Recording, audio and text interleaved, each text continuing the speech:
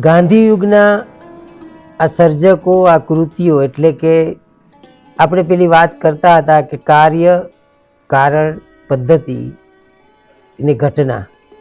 સર્જકો ઘટના છે, કૃતિઓ ઘટના છે. ઘટના કયા કારણે ઘટી એ તો આપણે જોયું, અને એના કારણે કેવા સર્જકો આવ્યા અને કેવી કૃતિઓ આવી એ પણ આપણે જોયું. હવે આપણે આ છેલ્લી 20 મિનિટમાં આ કૃતિઓ અને આ સર્જકોએ કયા લક્ષણો સાહિત્યના સર્જ્યા કે જેના કારણે સાહિત્યની સામાન્ય એક લાક્ષણિકતાઓ કઈ ઊભી થઈ, જેમાં એક ગાંધી યુગનું કાવ્યશાસ્ત્ર પણ કહી શકાય એક રીતે.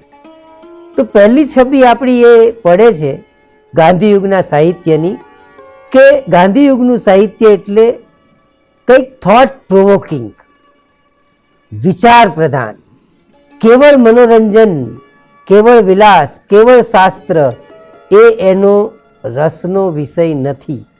અહીંયા તો એક થોટ પ્રોવોકિંગ, તમને એક નવી ચીજ આપવી, અને એ થોટ પ્રોવોકિંગ એ અર્થમાં જેમાં કદાચ પંડિત યુગનો થોડો પ્રભાવ છે, બળવંતરાયની વિભાવનાનો, પણ વિચાર પ્રધાનતા એ અહીંયા આપણને જોવા મળે છે કે ગાંધી યુગના સાહિત્યમાં.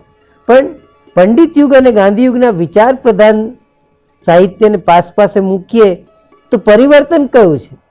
પરિવર્તન એ છે કે અહીંયા સાદગી છે. ગાંધીજી સાદગીના ચાહક હતા, અને એ માત્ર પોશાકની સાદગી નહીં, એ માત્ર ઘરની સાદગી નહીં, ભાષાની પણ સાદગી. એ માનતા હતા કે સર્વોદય છેલ્લે સુધી સમજાવવું જોઈએ. એટલે એમણે એ પ્રકારની ભાષાની આશા રાખી કે કોશિયો સમજે તે સાહિત્ય. કોઈકને આ અતિશયોક્તિ લાગી શકે, સંભવ છે, પણ એક તરફ જ્યારે શબ્દકોશિયો એ જ સમજી શકે એવું સાહિત્ય કેટલીક વાર લખાતું હોય છે, વ્યાપક જનસંખ્યા એને વાંચી જ ના શકે. મેં અંગ્રેજીમાં એક પંક્તિ વાંચેલી, most of the people ignore most of the poetry. મોટા ભાગના લોકો મોટા ભાગની કવિતાને અવગણે છે. બીકોઝ, કારણ કે most of the poetry ignore most of the people. કારણ કે મોટા ભાગની કવિતાઓ પણ મોટા ભાગના માણસોને અવગણે છે. જો તમે બહુજન સમાજની વેદનાને વાચા ન આપો તો સાહિત્ય એ ભદ્રવર્ગીય સાહિત્ય થઈ જાય. એટલે ગાંધીજીને એની સાથે બનતું જ નહોતું. એ એક પ્રકારની સાદગીમાં માનતા હતા, અને એ સાદગીને પ્રતિકાત્મક રીતે લઈએ તો આપણને જોવા મળશે કે સાદગી એ કેવા સર્જકો આપણને. પન્નાલાલ કલ્પના કરી શકીએ છીએ કે લખી શકે જે પંડિત યુગમાં તમારે સંસ્કૃત પ્રચુર શબ્દાવલીની જ જરૂર પડે, એ જગ્યાએ પન્નાલાલ લખતા થાય, પેટલીકર લખતા થાય, એ એક ચમત્કાર હતો. અને એ ચમત્કાર સર્જવામાં ગાંધીજીની સાહિત્ય વિભાવનાનો ફાળો હતો. અને એમને પેલી સૌંદર્ય શાસ્ત્ર રચી રહ્યા હતા કે શ્રમનું ગૌરવ કરો, શ્રમનું સૌંદર્ય, સાદગાઈનું સૌંદર્ય. અને એટલા માટે જ આપણે જોઈએ છીએ કે કાકા સાહેબના નિબંધોમાં આ વાત તમને દેખાશે. એટલે એક પ્રકારની સાદગીની ભવ્યતા, જ્યારે એક ભવ્ય કાવ્યબાની, ભવ્ય વિષયો, એની સામે એક સાદગીનું ગૌરવ. ત્રીજું ગાંધી યુગનું પ્રમુખ લક્ષણ દેખાય છે એ છે, અને એ છે જેને આપણે સામાન્યતા કહીએ છીએ, સામાન્ય માનવીનું ગૌરવ. હવે અહીંયા નાયક પદે વાઘજી મોચી છે, માજા વેલો છે, માકો ડોસી છે, કાળુ છે, કાંજી છે, લોહીની સગાઈની માં છે, હજારો કરોડો લોકો જે ભારતીયો છે એ અહીંયા નાયક બને છે. અને એમાં પણ જે ડિપ્રાઇવ્ડ, જે વંચિત છે એ વંચિતો, અને વંચિતોની કેવળ વેદના જ નહીં, પણ ઘણીવાર તો વંચિતોની સમૃદ્ધિ પણ મેઘાણીમાં તમને એ જ જોવા મળશે. મેઘાણીએ વંચિતોની વેદના કરતાં એની સમૃદ્ધિ વધારે બતાવી છે. કારણ કે માનતા હતા અનુભવ વંચિતતાથી મોટી વંચિતતા કોઈ નથી. આજે જેને આપણે સંપન્નો કહીએ છીએ, એ સંપન્ન લોકો ખરેખર તો અનુભવ વંચિત લોકો છે. એમની પાસે જીવનનો કયો અનુભવ છે? જ્યારે તમે જીવનની અથડામણોમાં અને સંઘર્ષમાં જે અનુભવ પ્રાપ્ત કરો છો, એ અનુભવની સમૃદ્ધિ એ વંચિતતાને રદબાતલ કરે છે.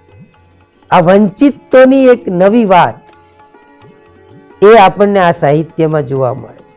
એટલે ત્યાં આપણને મેઘાણી હોય કે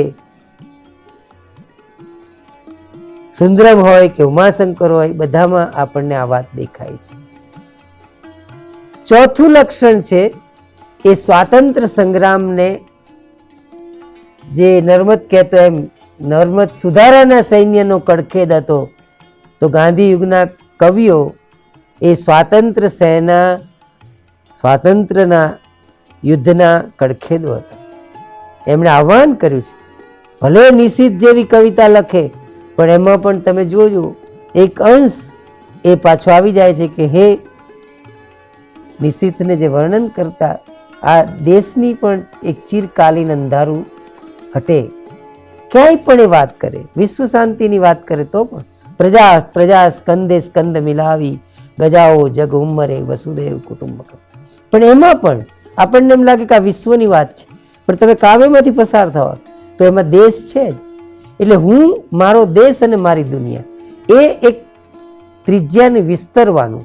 પણ એમાં રાષ્ટ્ર મેં તમને કહું એમ, આ યુગ એ રાષ્ટ્રીય નિર્માણનો યુગ હતો. નેશન એ હંમેશા બનતું હોય છે, અને નેશન બની રહ્યું હતું જ્યારે દેશ રાષ્ટ્ર બની રહ્યો હતો, જ્યારે આપણે એકબીજાની નિકટ આવ્યા હતા. અને એ નિકટ આવવાની જે પ્રક્રિયા છે સ્ત્રી પુરુષના ભેદ વગર, એટલે તમને કેટલા સ્ત્રી લેખિકાઓ, કેટલા તમને સ્ત્રી પત્રકારો, સ્ત્રી કર્મશીલો મળે છે આ ગાળામાં, કે જેમણે, માનો કે લીલાવતી મુનશીએ કેટલું કામ કર્યું કનૈયાલાલ મુનશીની સાથે, કસ્તુરબાએ કેટલું કામ કર્યું ગાંધીની સાથે. તો આ જે એક રાષ્ટ્રીય સ્વાતંત્ર્ય સંગ્રામની ઉજવણી કરવી, એની એક ઉલ્લાસ, એની એક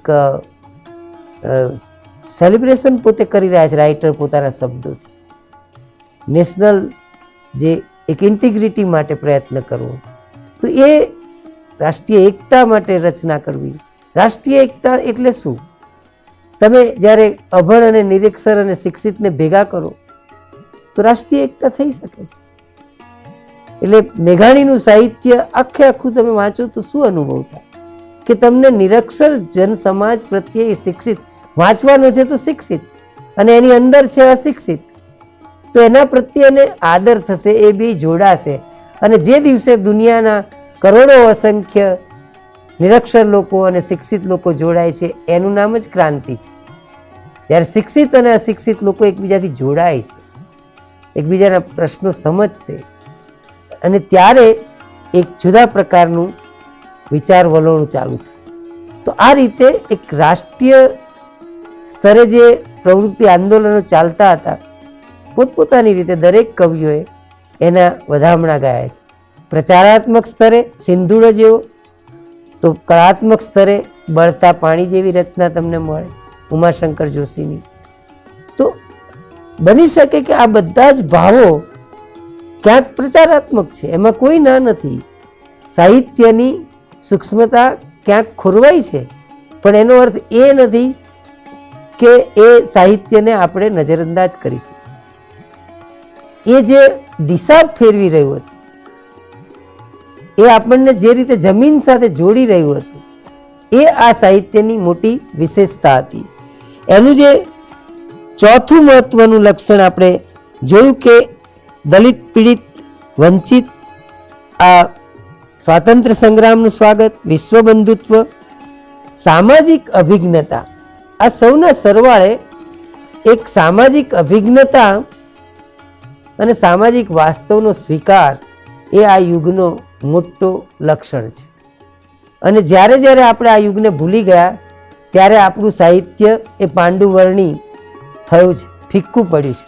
કારણ કે સામાજિક વાસ્તવને તમે બાજુ પર રાખીને તમે કોઈ વાત કરી શકો નહીં. તો આ રીતે એક પોતાની ક્ષિતિજનો વિસ્તાર કરીને ઇંગ્લેન્ડમાં ભણેલા ગાંધી કે ઇંગ્લેન્ડમાં ભણેલા નહેરુ, જે ધૂળીએ માર્ગ રમવા આવ્યા, ઇંગ્લેન્ડમાં ભણેલા સરદાર, તો આ બધા ક્યાં ભણ્યા છે તમે જુઓ, અને ક્યાંના નેતા થાય છે? બારડોલીના, જે ઠેર ઠેર આ લોકોએ, બાકી અંગ્રેજી બહુ જ સારું જાણતા હતા. એટલે આ યુગનું એક લક્ષણ એ પણ બન્યું કે ભાષાંતરો બહુ વધ્યા. ગાંધીજી ખુદે ભાષાંતર કર્યા, મહાદેવભાઈએ ભાષાંતર કર્યા. ભાષાંતર પ્રવૃત્તિ, ભાષાંતર જે છે એ મારે એક વિકાસ કરવા માટેની એક પ્રવૃત્તિ છે. અને ભાષાંતર માત્ર સાહિત્યનું નહીં, પણ માત્ર સાહિત્યનું નહીં, સાહિત્યનું તો થયું જ, જેમ આપણે વાત કરી કે સુંદરમે મૃચ્છકટિકનું કર્યું, કે અર્નેસ્ટ ટોલરના જીવનમાં લખાયેલા 7 નાટકો છે, એમાંથી 4 નાટકો વિશે અનુવાદ સુંદરમ કરે છે. તો એક માત્ર સાહિત્યનું જ નહીં, પણ કેટલીક વાર સમાજ વિજ્ઞાનની અને એવી અનેક પ્રવૃત્તિના ભાષાંતર પ્રવૃત્તિનો એક, જ્યારે આપણે ભાષાંતર પ્રવૃત્તિ ખેડીએ છીએ ત્યારે અનાયાસ આપણે ગુજરાતી ભાષાને પણ સમૃદ્ધ કરતા હોઈએ છીએ એમ કહી શકાય. હવે જે બીજું એક લક્ષણ આ યુગમાં દેખાય છે એ લોક સાહિત્ય પ્રત્યેની અભિરુચિ કેળવાઈ. નર્મદે લોક સાહિત્યનું કામ કર્યું હતું. પંડિત યુગમાં તો લોક સાહિત્યને સાહિત્ય જ નહીં ગણવાનું વલણ નરસિંહ રાવ કે લોકો સ્વીકારી જ નહોતા શકતા. આપણે જાણીએ છીએ જે ગાળામાં એ બોલવા ગયા મેઘાણી, ત્યારે બળવંતરાય સાંભળવા આવેલા અને એમણે જે ઠક્કર વસંતજી વ્યાખ્યાનમાળા આપી ચાલ્યા ગયા હતા કે આ તો રાગડા તાણે છે, તો એ સમજી શક્યા નહોતા. પણ લોક સાહિત્ય પ્રત્યેની અભિરુચિ ગણવાનું કામ પણ આ યુગે કર્યું. એટલું બધું લોકપ્રિય બની ગયું ગુજરાતીમાં લોક સાહિત્ય. એક મોહિની લગાડી મેઘાણીએ લોક સાહિત્યની, અને લોક સાહિત્યમાં કેવો ઉચ્ચ મૂલ્યબોધ છે. આ જુઓ જુઓ જુઓ કે ભાઈ મચ્છુની વાણિયા પાણી ભરવા ગઈ છે અને રાજા છેડતી કરે છે, તો એક સામાન્ય સ્ત્રી કેવો જવાબ આપે છે જુઓ. આ પોતે દીકરો માને શું કહે છે, ગોજારણ માં તે મારી ગેરહાજરીમાં મારી પત્નીને મારી નાખી. હું તો બધું જોઈને આવ્યો, નદી તળાવ, એના બચકામાં એક કોરી માંદણી છે. તો આ લોક સાહિત્યમાં એમણે એમ કહ્યું કે આ બધા વનવગડાના કવિઓ હશે, આ કોઈ સેલી કિટ્સ કે બાયરન કે કાલિદાસ નથી, પણ આ આપણા ગામડાનો કોઈ કવિ હશે જેને આ પાતળી પરમાર લખી હશે, જેને આ વોવે વગોવા લખ્યા હશે, ભલે એને જ્ઞાનપીઠ ન મળ્યો હોય તો શું ફેર પડે છે. પણ આ લોકોએ લોકોની સંવેદનાને સાચવી છે. એટલે મેઘાણીએ આ સાહિત્યનો ઢોલ નગારા વગાડીને પ્રચાર કર્યો. એમણે કહ્યું કે જુઓ આપણે આપણા જે સાહિત્યને આપણે સાહિત્ય જ નથી ગણતા, એ સાહિત્યમાં કયા પ્રકારની સમૃદ્ધિ છે. તો એક બીજું એક વલણ આવ્યું કે લોકપ્રિય બન્યું લોક સાહિત્ય. એક બીજું આપણે જોઈ શકીએ કે જેલ સાહિત્ય પણ આવ્યું.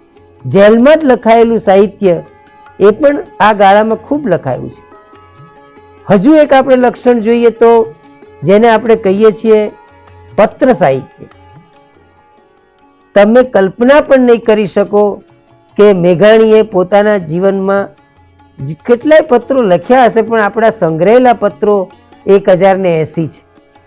તો આ પત્ર સાહિત્ય વિપુલ સાહિત્ય છે આપણું પત્રનું. ચિરંજીવી ચંદન ને કાકા સાહેબના પત્ર વાંચો. જે પ્રકારે ઇતિહાસ લેખન થયું, દક્ષિણ આફ્રિકાનો સત્યાગ્રહનો ઇતિહાસ તમે જુઓ. દક્ષિણ આફ્રિકાનો ઇતિહાસ નહીં, પણ પોતે જે કામ કર્યું છે એને નોંધી લેવું, અને જેથી કરીને ભવિષ્યની પ્રજાને ઓથેન્ટિક ઇતિહાસ મળે. તો ગાંધીજીએ થોડાક કામો કર્યા પણ કેટલા મહત્વના કર્યા કે એક તરફ એમનો જે કલ્પના, એમની જે ઈચ્છા હતી ભારતની હિન્દ સ્વરાજ 1907માં, એક તરફ દક્ષિણ આફ્રિકાનો સત્યાગ્રહ અને સત્યના પ્રયોગો. એટલે એક બીજું વલણ પણ આ યુગનું થયું, અને એ યુગનું વલણ હતું આત્મકથાની પ્રવૃત્તિ વધી. તમે જુઓ કે સત્યના પ્રયોગો આ યુગની પહેલી આત્મકથા છે. પણ આમ જોવા જાય તો ગુજરાતીની પણ પહેલી. આપણને આશ્ચર્ય થાય કે મારી હકીકત નર્મદે લખી હતી અને પંડિત યુગમાં મણિલાલ નવુભાઈએ જીવન વૃત્તાંત લખ્યું હતું, આત્મવૃત્તાંત. તો આ તો ત્રીજી છે, તો કઈ રીતે પહેલી ગણાય? પણ મિત્રો, મારી હકીકતની 5 જ નકલ છપાયેલી અને અંગત વ્યવહાર માટે આ. એ જ રીતે આત્મવૃત્તાંતને અમુક જોખમોના કારણે છાપવું મુનાસિબ માનાયું નહોતું. એટલે ગુજરાતી સાહિત્યમાં વિપુલ માત્રામાં પહેલા ધડાકે વેચાયેલી વંચાયેલી આત્મકથા હોય તો એ છે સત્યના પ્રયોગો. આ સત્યના પ્રયોગોની જે પ્રભાવ પડ્યો છે એ ગાળામાં લોકોએ પોતાના જીવન વિશે લખ્યું, સંસ્મરણ રૂપે લખ્યું. નક્કર આત્મકથા ન હોય ત્યારે પણ તમે જુઓ કે સ્મરણ યાત્રા આપણને મળે છે, પરોઢના પુષ્પો મળે છે આપણને, ઘડતર અને ચડતર મળે છે, ઇન્દુલાલ યાજ્ઞિકની આત્મકથા મળે છે. એટલે આત્મકથા જેના દ્વારા હું મારી વાત બીજાને કહી શકું, હું કેટલો રૂપાળો છું એ નહીં, આપણી સંઘર્ષ કથાઓ નવી પેઢીને આપણે કહીએ, એ રીતે એક આત્મકથા સાહિત્યનું પણ આ ગાળામાં ગૌરવ થયું.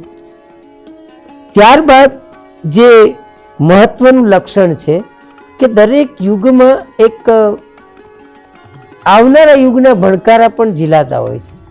તો પ્રતિ ગાંધી રચનાઓ પણ થઈ, ગાંધીની સામે રચનાઓ. દાખલા તરીકે એ પછી તો થઈ જ થઈ. જયંતિ દલાલ એક નિબંધ લખતા હતા, ગાંધી તોપ. આપણે એટલું બધું નામ ગાંધીનું જોડવા માંડ્યા, ગાંધીનગર, ગાંધીનગર ગૃહ ને ગાંધીનગર ગામ ને ગાંધી રોડ ને. એટલે એકવાર એવું થયું કે આપણે કોઈ તોપનું નામ આપવું હશે ભવિષ્યમાં ભારતની, તો આપણે ગાંધી તોપ આપી દઈશું. ખરેખર તો આ રમૂજ છે કે તોપ હિંસાનું સાધન, એની સાથે જયંતિ દલાલે ગાંધી શબ્દ જોડ્યો. હકીકતમાં એ કહેવા એ જાય છે કે જ્યાં ગાંધીનું જોડાવવું જરૂરી નથી ત્યાં પણ આપણે ગાંધીને જોડીશું. અને એ ભીતિ ખોટી નથી, એ ભીતિ ખોટી નહોતી. કારણ કે ગાંધી એક માર્કેટિંગનો ભોગ બને, ગાંધી એક ઇન્ડસ્ટ્રીનો ભોગ બને. મણિલાલ દેસાઈની એક રચના છે, એનાથી આપણને સમજાય કે ગાંધી પ્રભાવ કેવો હશે. એમની એક રચના છે, સાબરમતી આશ્રમ જોવા ગયા ત્યારે લખાયેલી. તમારો બાપ ગાંધીએ આ આશ્રમ સાબરમતીમાંથી માછલા પકડવા નહોતો બનાવ્યો, એને તો પેડલ રિક્ષા ચલાવતા અહમદ શાહને ઓટો રિક્ષા અપાવી. તો આ પેડલ રિક્ષા ચલાવતા અહમદ શાહને ઓટો રિક્ષા અપાવી હતી. એમ આપણા રાનેરી કહે છે કે હસમુખ પાઠક જ્યારે એમ કહે છે કે આટલા ફૂલો નીચે આટલો લાંબો સમય ગાંધી કદી સૂતો નથી, ત્યારે આપણને વાત એ જ છે કે જે વિલાસ આવી રહ્યો છે, ભ્રષ્ટ રાજનીતિ જે આવી રહી છે, એના સંદર્ભે ગાંધી યુગે જે ઉચ્ચ મૂલ્યબોધવાળી રાજનીતિ, ઉચ્ચ મૂલ્યબોધવાળું સાહિત્ય અને આ બંનેને ભેગા કરો એટલે જે શબ્દ બને છે એ ઉચ્ચ મૂલ્યબોધવાળું સંસ્કૃતિ, આ ત્રણેયનું જે સમાવેશ થાય છે એ સમાવેશ છે એ ઉચ્ચ મૂલ્યબોધવાળી સંસ્કૃતિ. એ સંસ્કૃતિ કર્મીઓ છે આ બધા કે જેમણે આપણને એક નવી દિશા દર્શન કરાવ્યું હતું. અને એ દિશા દર્શન એટલું વિરાટ હતું કે આજે આપણે એને આલેખી ના શકીએ. હજુ પણ એના પ્રભાવો પડે છે. આજે જ્યારે આપણે મોહન પરમારની ડાયા પસાની વાડી વાંચો તમે, તો તમને એમાં ગાંધી પ્રભાવ દેખાશે. આજે તમે ઈચ્છાવર જેવી રઘુવીર ચૌધરીની નવલકથા વાંચો તો તમને એમની પ્રભાવ દેખાશે. અને આ રીતે આજ લગી ગાંધી જુદી જુદી રીતે વિસ્તરેલા છે. એટલે સમાપનમાં તો હું એટલું જ કહીશ કે ગાંધી પ્રભાવ જે રીતે વિસ્તર્યો છે સર્જકોમાં, આજે દાખલા તરીકે દલિત સાહિત્ય જે સર્જાઈ રહ્યું છે, એ દલિત સાહિત્યમાં તમને દેખાશે કે જે પીડા અને એ દલિત વંચિતની, એમાં એક ગાંધીનો પ્રભાવ જોઈ શકાય. એમાં ગાંધીનો વિરોધ છે છતાં પણ, દાખલા તરીકે અત્યારે એવી રચનાઓ થઈ રહી છે કે જેમાં ગાંધીજીના આંબેડકર સાથેના વિવાદોને લઈને વાત હોય, પણ એનો અર્થ એ નથી થયો કે અસ્પૃશ્યતા હિન્દુ ધર્મનું કલંક છે એમ કહેનાર ગાંધી, જ્યારે તિલક એવું કહેતા હતા કે ભગવાન પણ જો અસ્પૃશ્યતામાં નહીં માને તો હું ભગવાનને નહીં માનું, એ જમાનામાં એમણે આ કહ્યું હતું. એટલે આજે પણ જુદા જુદી રીતે ફેરફાર નામની હમણાં એક નવલકથા આવી, એમાં પણ ગાંધી પ્રભાવ છે કહી શકાય. ગાંધીને એમાં બિલકુલ એમણે જો અર્પણ કર્યું છે. ફેરફાર નામની નવલકથા આપણને 2018માં મળી. એ નવલકથાનું અર્પણ છે ગાંધી ગુજરાત વિદ્યાપીઠના એ કર્મચારીઓને કે જે 20, 25, 30 વર્ષથી હજી કાયમી નથી થયા, પેન્શન વગરના એ કર્મચારીઓને. તો જે ગાંધીએ સર્વોદય ઈચ્છ્યો હતો એ સંસ્થામાં આ સ્થિતિ હોય તો લેખક એને અર્પણ કરીને કટાક્ષ કરે પણ ખરો. મૂળ વાત એટલી જ છે કે ગાંધી યુગે આપણને સામાજિક નિસ્બત શીખવી છે. સામાજિક નિસ્બત અને કલા તત્વોનો સમન્વય એટલે ગાંધી યુગ. આભાર.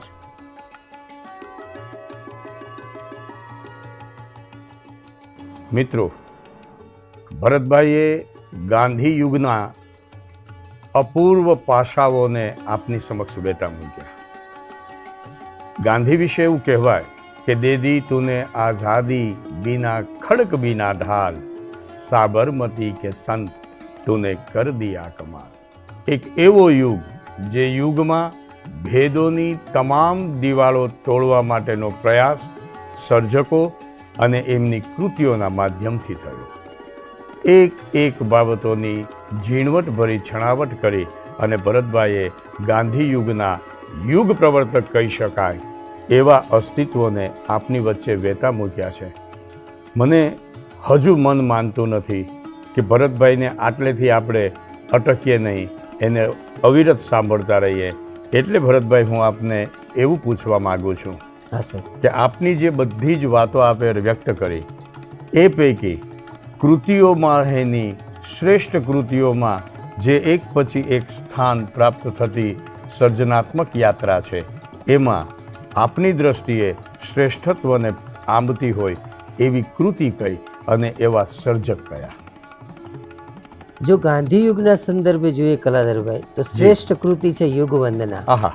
કારણ કે અમે જુઓ, જેની આપણે ચર્ચા કરી છે યુગ, મારે કોઈ કૃષ્ણને નથી વંદવું, મારે કોઈ રામને નથી વંદવું, એ વંદીશ એમાં ના નહીં, પણ મારે મારા યુગને તો વંદવો જ છે. વર્તમાન વગર હું ક્યાંય નહીં જઉં. એટલે યુગને વંદવાની જે વાત કરી, આ યુગ વંદના સર્જકનું કાવ્ય સંગ્રહનું શીર્ષક પોતે જ તમે જુઓ. અને શેનાથી શરૂ થાય છે? કસુંબીનો રંગ. અને એ કસુંબીનો રંગ એટલે શું? એનું ગુજરાતી શું કરીશું? એ લાલ પીળો રંગ નથી, એ રંગ છે અભાવોની વચ્ચે ઝઝુમતા સૌંદર્યનો રંગ, સંઘર્ષનો રંગ, શ્રમનો રંગ. અને ક્યાંથી મને પ્રાપ્ત થયો છે? માના ધાવણમાંથી, બેનના આલરડામાંથી, સંતોના ભજનમાંથી, શહીદોની શહાદતમાંથી. અને પછી કહે છે કવિ કે ઘોળી ઘોળીને પ્યાલા ભર્યા છે, તેકીલા રંગીલા તમે લેજો કસુંબીનો રંગ. આ આખું કાવ્ય એ ખરેખર તો ગાંધી યુગના સાહિત્યની સૂચિ છે સાહેબ. એની નીચે તમે અનેક સર્જનો મૂકી શકો કે આ જુઓ ધરતીનું ધાવણ ક્યાં પ્રગટ થયું છે. આ કસુંબીનો રંગ, બિસ્મિલ બેટાઓની વાત.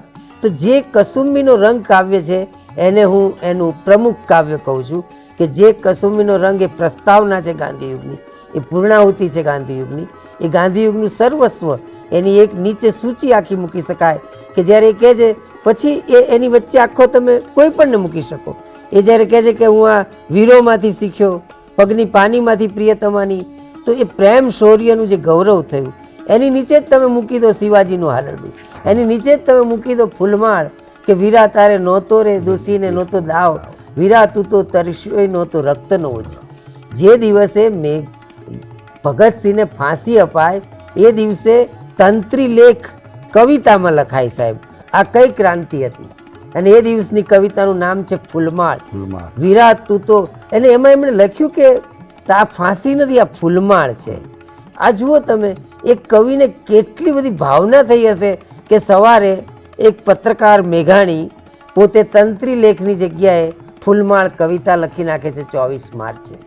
તો આ જે યુગને વંદવાની જે વાત હતી એ બળોને સંઘરી લેવાની વાત હતી. મારે મારા યુગને સાંભળવો છે અને એ એટલા માટે હું એને પ્રતિનિધિ કૃતિ ગણું છું. કલાધરભાઈ, યુગ વંદનાની આ વિશિષ્ટ વાત દ્વારા જનનીના હૈયામાં પોઢંતા પોઢંતા પીધો કસુંબીનો રંગ, ધોળા ધાવણ કેરી ધારાએ ધારાએ પામ્યો કસુંબીનો રંગ.